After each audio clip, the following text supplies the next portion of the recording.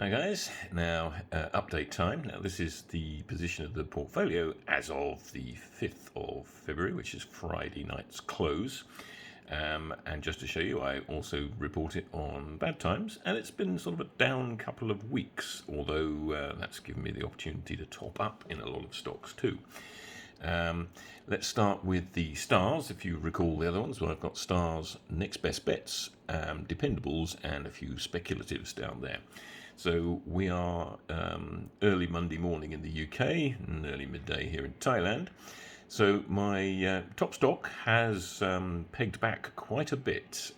It's gone down from nearly £12, which £12 is its all-time high. This is NCYT.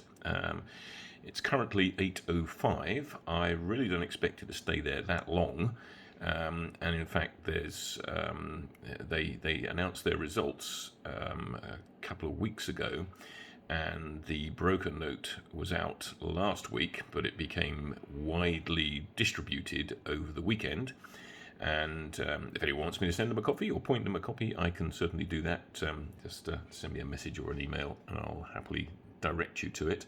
It's also available on the London South East blog. A chap called Porky9 is very good at putting those things on there, so that's where I got the copy from.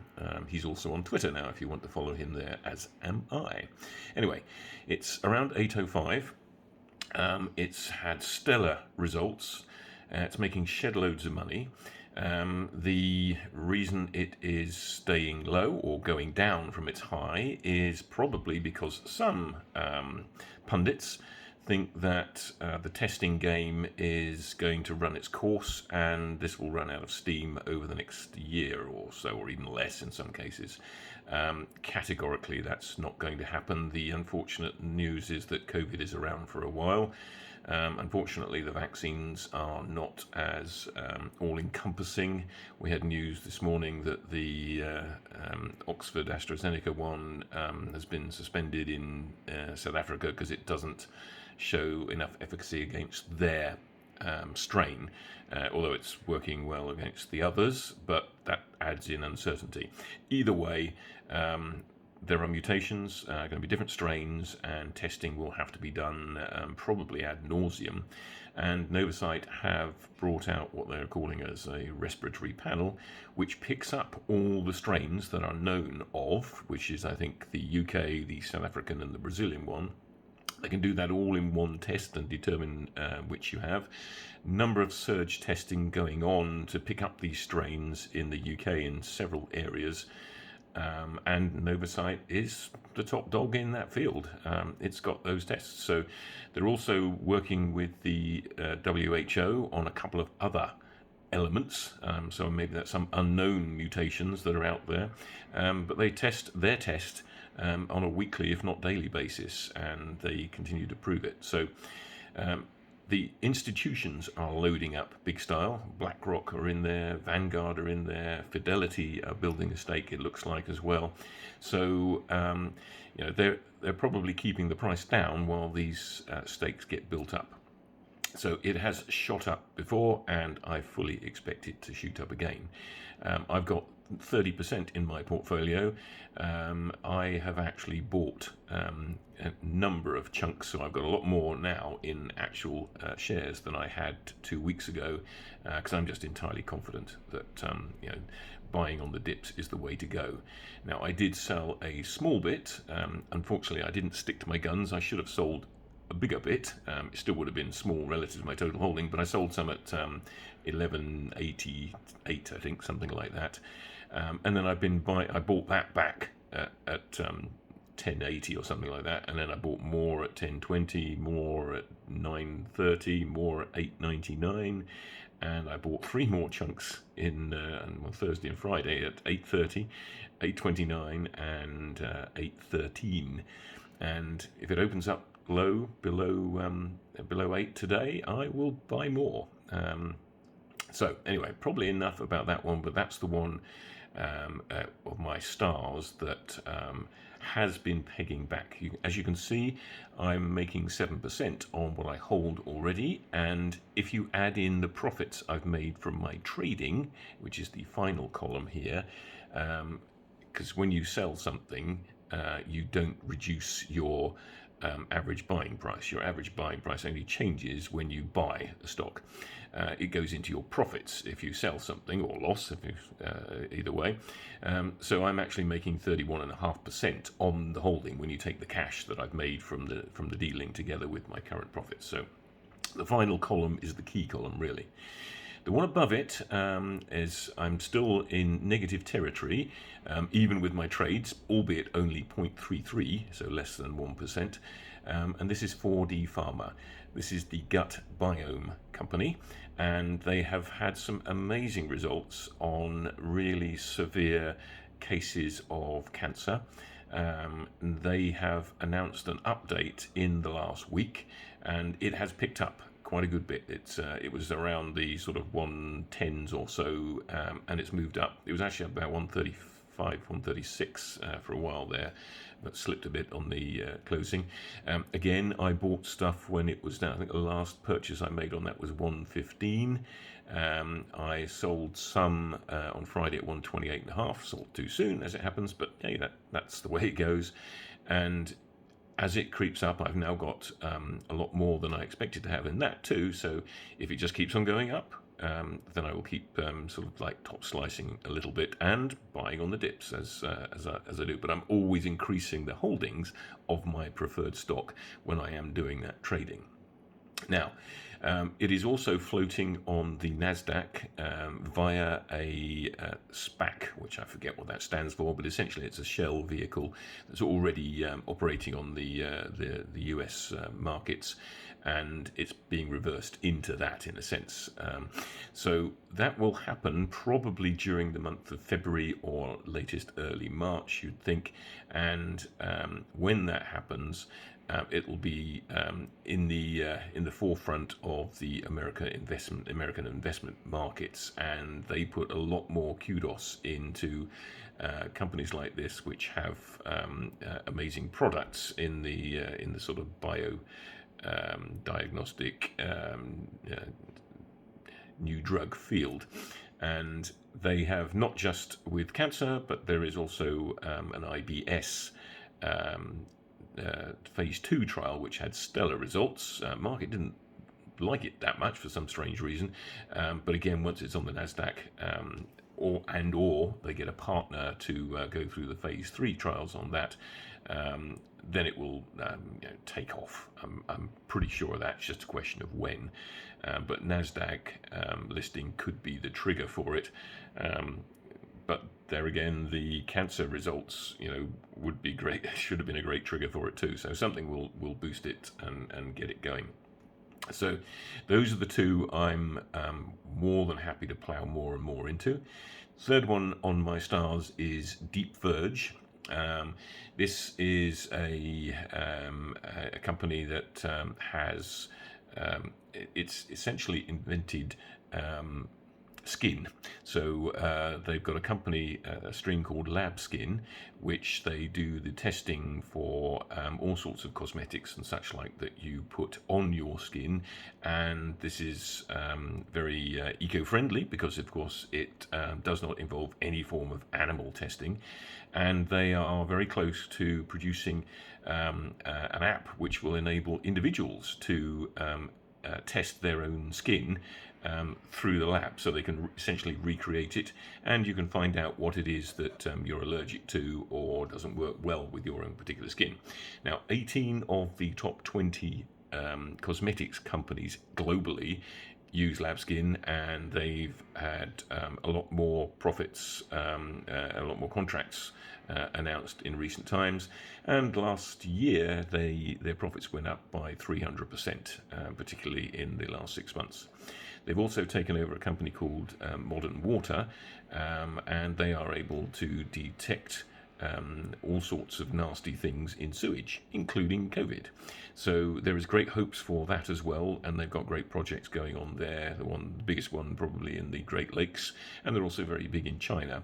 So you would expect that to shoot up as well. Now it has actually sort of dropped back. I'm losing money on that one. Bought at 35.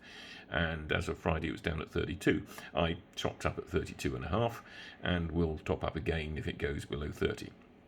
So those top three, I'm more than comfortable. However many shed loads I end up with, things can go wrong, of course, but I don't anticipate it.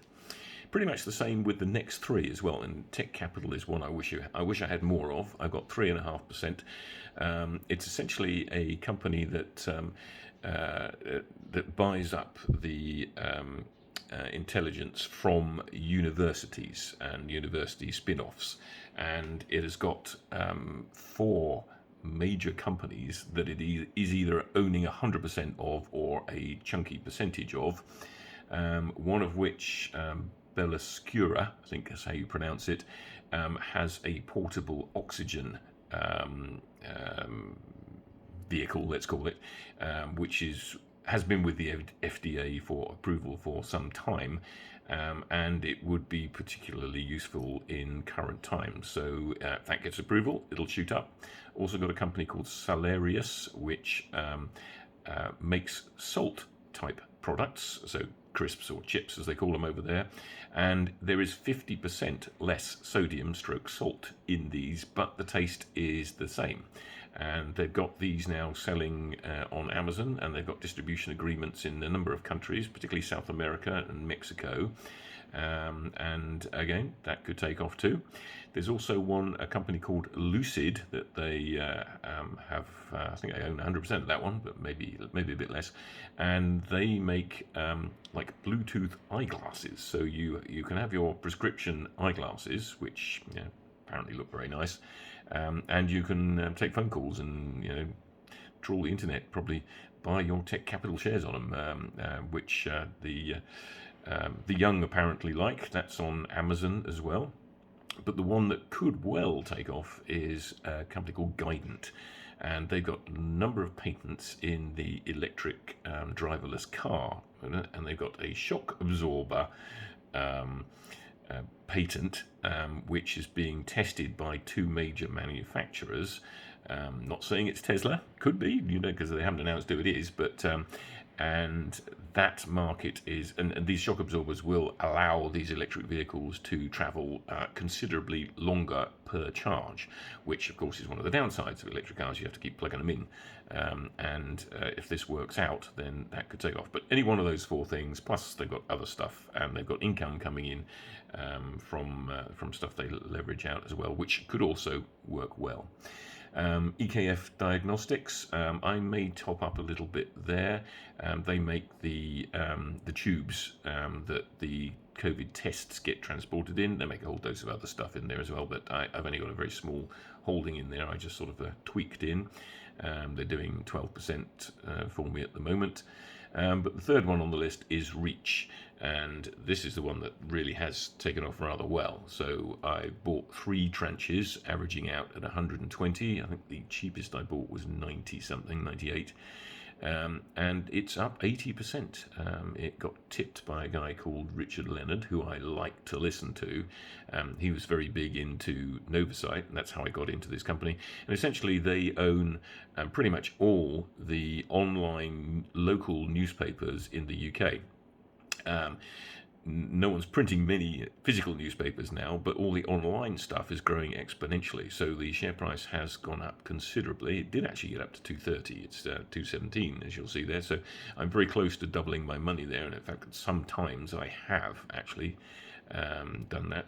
And they also own a few of the sort of the mainstream tabloid type papers as well. But it's the reach that they've got through the advertising space, and they've also got some artificial intelligence mechanism that they're bringing on board, which they've got. I think they've already got 5 million subscribers to, well ahead of time. The target is 10, and it looks like they're going to make that 10 long before they should. Anyway, so those I'll probably just hold those, but if the price fell back, I would be topping up. I originally thought I'd sort of sell it at about 150, but it's just gone through that and left it long behind. So I probably should think about slicing a little bit, but then again, I've got less than 2%, so I might well let that run a bit more. But if it shot up considerably, I might slice a little bit. Then in the dependables, we've got Oxford Biomedica. They actually do the CAR T cells. They have the lenti vector for them, and they're actually making the AstraZeneca Oxford drug, or they're manufacturing it, and they've got a 25 million, I think it's 25 million upfront payment from AstraZeneca. They're not going to make shed loads out of it, but they've got lots of other things in the fire, irons in the fire there, and I've held them for a very long time, so I've got 15% of those, or nearly, and I have been slicing those as they reach the numbers. So, but again, I also added back, so I think I bought them at 9.30 and 8.95 or something like that recently, and I'm scheduled to slice again if it gets to 10.26. So it's only 20p off that. So hopefully that'll go up today, and I'll slice a bit more. Legal and General, old dependable, everyone knows what that's about. Likewise with Diageo. I'm making 20 and 37% on those, and actually I think I'm making more because I haven't added in there the dividends that I got in the last year. So I need to do that at some point and add that up. Into the speculative areas, now these are the ones that are going to be exciting, but could end up being worthless. I'm comfortable with all of them. Omega Diagnostics, I've got about 1.5% in, and they have some interesting stuff in Twitter over the weekend, whereby they're going to make the rapid tests, and there's only 3 companies. Apparently, I have to take it with a pinch of salt because I don't think it's actually confirmed, but it's all over Twitter, and they're expecting that to shoot up today. But we've seen those situations before. You expect it to shoot up and it doesn't. But interesting to watch. They make tests with Micrologic, and they're part of the Abingdon group, which will be looking for getting tests through the government. YGEN, they're in the NIPT space. They make tests for mothers who are pregnant, and they it's not an invasive test, so you can sort of like do a simple sort of pinprick blood test, and to determine if there's any issues with the unborn baby. LGEN is they have made a drug called Sing 001, which is in phase 3 trials, I think now, yes, which they just raised 80 million to do, and they've had spectacular results, albeit with a smaller population of tests, and it, for those individuals that go into the respiratory stage or ventilators through COVID, and I think right in saying that none of them died when they were on it, so it had spectacular results, but a small sample population. So very hopeful about that one. That could, if it gets its approval or gets taken over or whatever, that could shoot through the roof. Braveheart is a bit similar to Tech Capital. It's a company that owns companies, and it recently just paid out a dividend. I bought it at 43. It's currently 40, but they paid a dividend which was pretty much the value of the company when they sold off one of the companies that they were invested in. So I'm actually making 166% on my stake, albeit I've only got 1% of my portfolio in there. And they've also got an antiviral test coming up, which they have great hopes for with one of the companies, but they've got several companies. And down below that, we've got RMS. I'm not too sure about that one. It's also was one of the companies owned by Braveheart, and I probably bought that much. I did buy that much too soon. I bought it some things up at about 6.5. My average 3.8, and it's 2.5 now. Again, they've got they can make a mask which actually kills COVID, and you can wear this mask. It's infused with copper layers and such like. But they've had so much trouble trying to manufacture the stuff. They had to get a machine coming from Spain, and then it arrived, and then the operator got COVID, so it got deferred. Just one of those things. I'm not really comfortable with all these excuses. But anyway, I'll hang in there and see where it goes. But I will be top slicing it. So the ones I've got in orange are the ones that I'm sort of dubious about. The red is the one I probably want to sell when it gets up there, and the 3 down the bottom are more recent punts where I've just put in sort of little amounts. Argo Blockchain is a cryptocurrency miner. I don't pretend to understand it, but it's made 7% at the moment, and it'll go up and down with Bitcoin, but also it will make money by trading, essentially mining Bitcoin, as they call it. Now, in terms of the total returns, I started doing this on the 1st of April 2020, so we're now 10 months in, and I'm currently 16.13% up. So I'll do that until the end of March to see where I end up. Obviously, it makes a big difference what happens to my big holdings, and with Novocyte down, I think I've been up I was 35% up or so a couple of weeks ago, but I wouldn't rule out that returning. Anyway, that's probably enough for this. Oh god, yeah, 20 minutes. Right, well, I hope there's somebody still listening. Anyway, if you've got any questions, ask away. I'm happy to discuss and share emails or whatever. Anyway, take care. Cheers. Bye.